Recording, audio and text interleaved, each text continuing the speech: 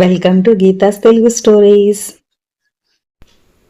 అది ఒక గ్రామం. ఆ గ్రామంలో చాలామంది రైతులు గుమ్మడి తోటలు వేశారు.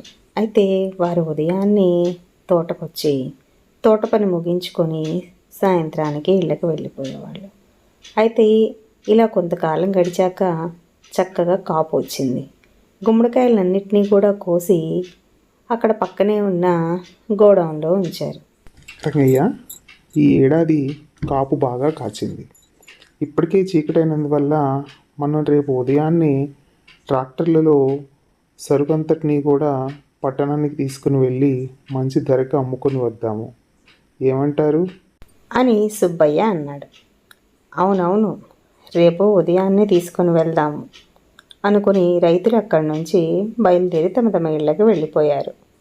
మర్నాడు ఉదయం వచ్చి చూసేటప్పటికి అక్కడ అసలు పంటే లేదు. గుమ్మడికాయల్ని ఎవరో దొంగిలించేశారు. అయ్యో, మన గుమ్మడికాయలు ఏమైపోయాయి? అసలు కాయలే లేకుండా పోయింది. గోడౌన్ అంతా ఖాళీ అయిపోయింది. ఏమై ఉంటుంది? మనం వెంటనే మన సర్పంచ్ గారి దగ్గరికి వెళ్ళి సలహాను అడుగుదాము, పదండి అని రైతులు సర్పంచ్ దగ్గరికి బయలుదేరి వెళ్ళారు. రండి రండి, ఏమిటి అందరూ ఈ విధంగా వచ్చారు అని సర్పంచ్ గారు వాళ్ళని చూస్తూనే పలకరించారు.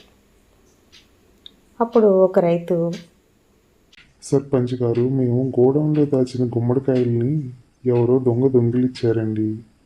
అసలు గుమ్మడికాయలు ఒక్కటి కూడా లేకుండా మొత్తం దొంగిలించేశారు. దొంగ ఎవరో తెలుసుకోవాలని మీ దగ్గరకు వచ్చాము. మీరే మాకు ఏదో విధంగా న్యాయం చేయాలండి అని చెప్పి అడిగారు. ఓ, అదెంతలో పని. గుమ్మడికాయల దొంగను పట్టుకోవటం చాలా తేలిక. ఆ దొంగ రాత్రంతా గుమ్మడికాయలు మూసి ఉండటం వల్ల తను ఏ భుజం మీద అయితే గుమ్మడికాయలు పెట్టుకొని తిరిగాడో ఆ భుజానికి చుట్టపడి ఉంటుంది అని చెప్తూ ఉండగానే గుంపులో ఒక అతను భుజం తడిమి చూసుకున్నాడు. సర్పంచ్ గారికి దొంగ ఎవరో అర్థమైంది. అదిగో అతనే దొంగ అని చెప్పాడు.